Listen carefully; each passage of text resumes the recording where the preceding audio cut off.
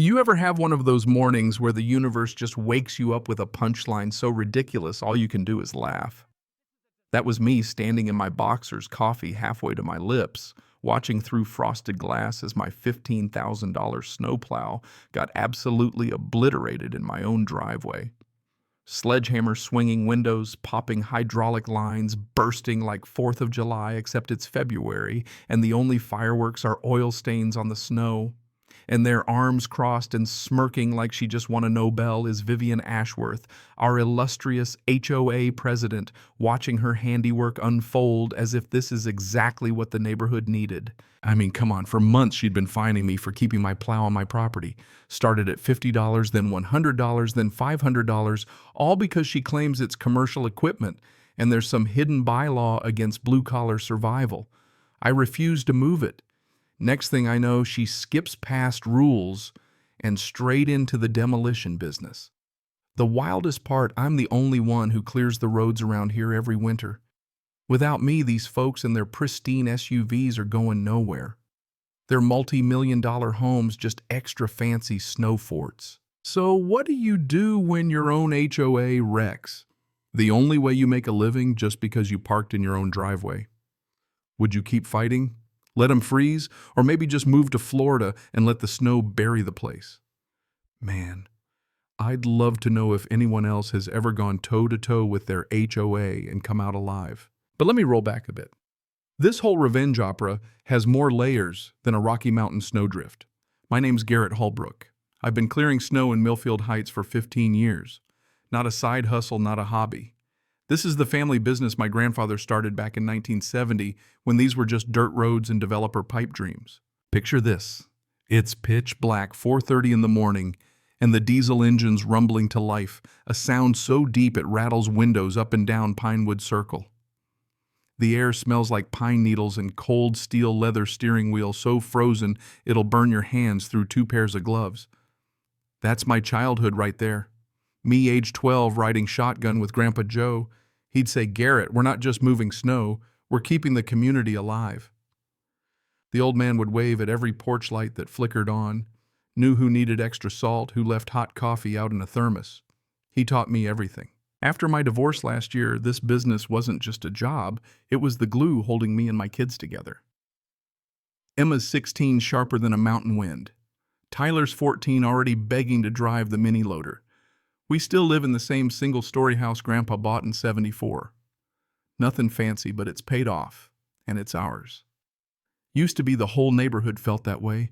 Working families, teachers, small business owners, people who remembered your name and waved from their windows at 5 a.m. They got it. Hard work keeps the world spinning. But times changed. Now, half the houses belong to tech execs who think community is a real estate term. They want the service, sure. Everyone wants clear roads, but not the reminder that it takes blue-collar sweat to make their comfortable lives work. Enter Vivian Ashworth. 52 retired tech mogul drives a white Tesla that's so clean, I swear she pays someone to clean the garage floor before she parks. Moves in from the Bay Area, starts rearranging Millfield Heights like she's designing an app interface. President of the HOA within a year. I live 4 houses down. But in 3 years, she's never once nodded my way, not even on the days her driveway was the first one plowed out. The real trouble started after a record February storm. 2 feet overnight wind, howling like a banshee, temperature dropped to -15. I worked 14 straight hours, no lunch, just coffee and adrenaline, cleared every last driveway, checked on the elderly, made sure everyone was safe. Pulled into my own driveway, parked the truck, same as always, plow off and parked tidy. Next morning, there it was, a crisp white envelope tucked under my wiper like a threat. Notice of violation, $50 fine for commercial equipment in residential driveway. Are you kidding me? This plow has protected this street since before half these houses even had roofs. The note was handwritten.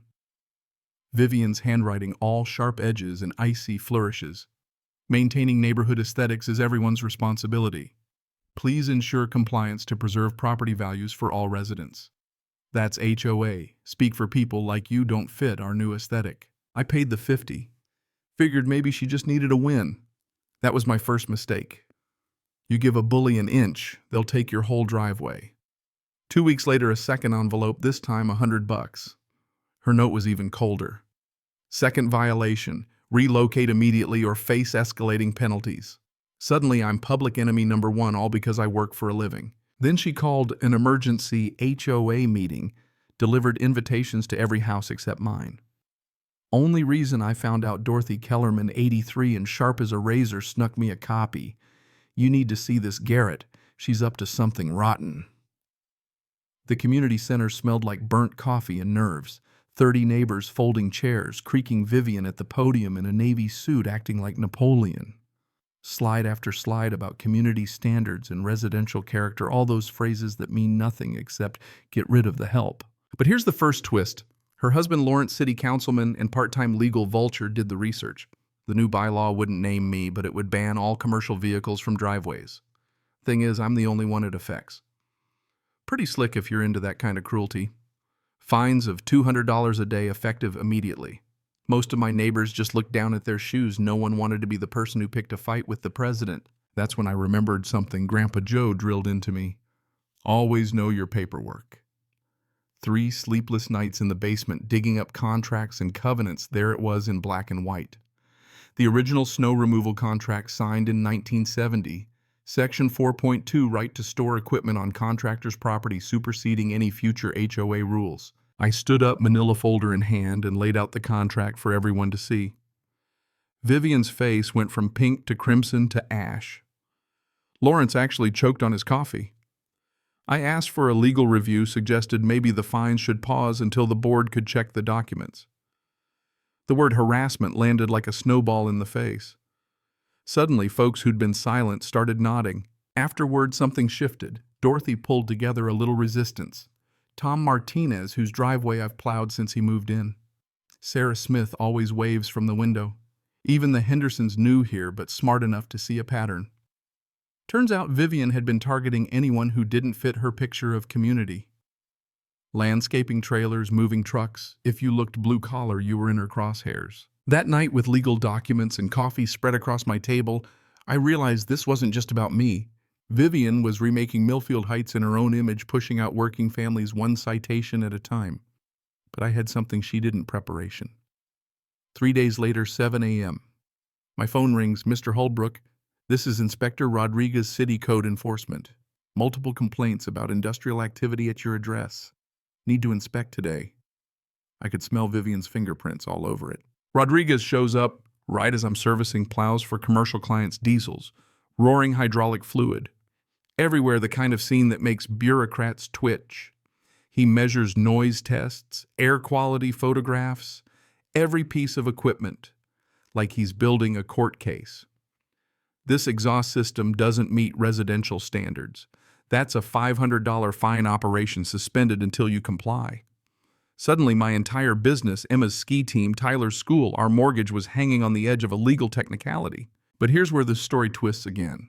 I spent 3 hours that night buried in municipal codes, cross-referencing exemptions. There it was, properties where the operator maintains primary residence are exempt from commercial emission standards. Rodriguez either missed it or more likely ignored it because Vivian wanted me out. So I filed formal complaints with the city and licensing board, selective enforcement, conflict of interest. Now for the kicker, while researching Rodriguez, I found out he runs a side business.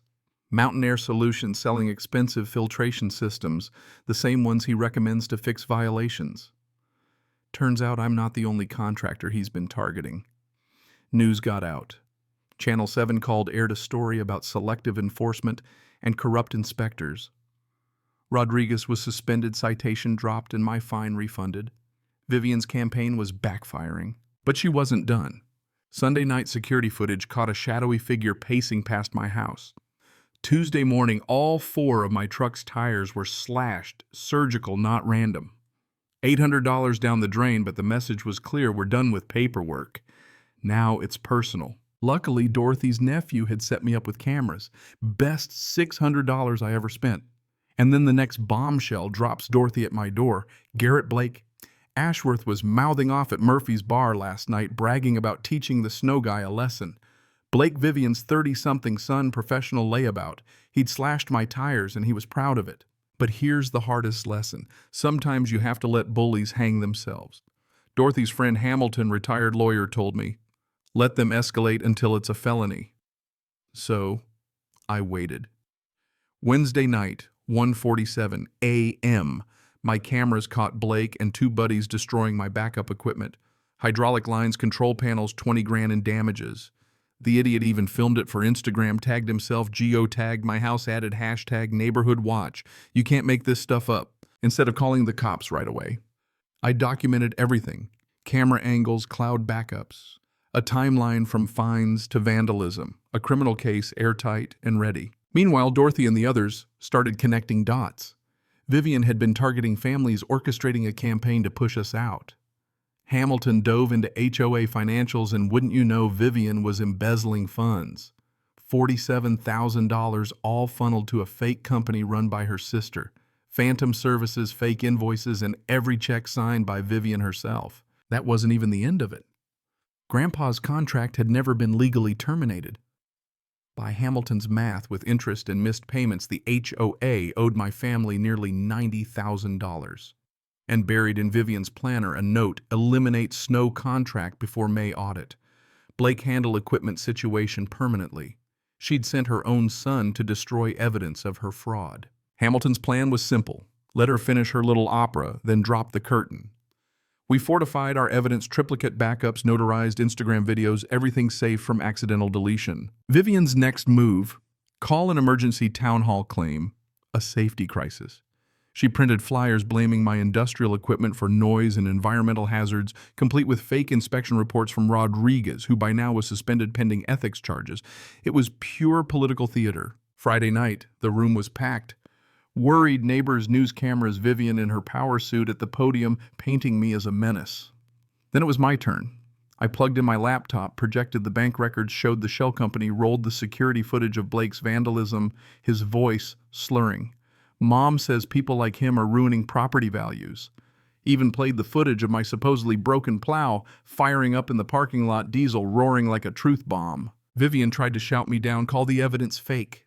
But Hamilton stepped up, announced criminal charges for embezzlement, fraud, conspiracy, handed over the $15,000 bribe letter she'd offered for my silence.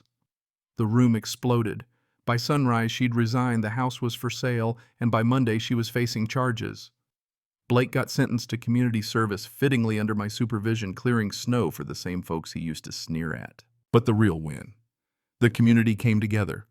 The new HOA board restored Grandpa's contract, paid the back wages, added anti-discrimination rules, so this could never happen again. We started a scholarship fund for kids going into the trades. Emma spoke at the first ceremony, proud as I've ever seen her. Tyler's taking over the business one day, smarter and stronger for all this. Every December now, when the first snow falls, neighbors drop by with cards and cookies. We hold a Winter Heroes Festival for postal workers, emergency crews, snowplow drivers, the real glue that keeps this place together. Vivian thought she could remake the neighborhood by pushing out the undesirables. Instead, she showed everyone what actually makes a community: respect, integrity, a willingness to fight for each other even when it's uncomfortable. Funny how that works, isn't it? Sometimes the folks trying hardest to get rid of you end up planting your roots even deeper. And you know what sticks with me most about the whole mess? It wasn't the $89,000 or even watching Vivian get perp walked in front of the neighborhood. It was the night I sat in my kitchen, coffee in hand, watching my cameras as Blake smashed my gear with a bat, and I just let it happen. Sometimes the only way to win is by letting your enemies destroy themselves. So, here's my question for you. Who really matters in your community? The folks with titles and fancy cars, or the ones who keep the lights on the roads clear, the coffee hot on cold mornings? Next time there's a crisis, you're not calling the HOA president, you're calling someone like me. If this story makes you rethink who you depend on, share your own HOA nightmare, or just tell me who's the most essential person where you live, the one nobody thanks until the world falls apart. Hit that like if you want more stories about regular people beating the odds. And remember, most of the people who keep things running aren't the ones sitting at the meeting table. Cảm ơn các bạn đã xem video. Cảm ơn các bạn đã xem video.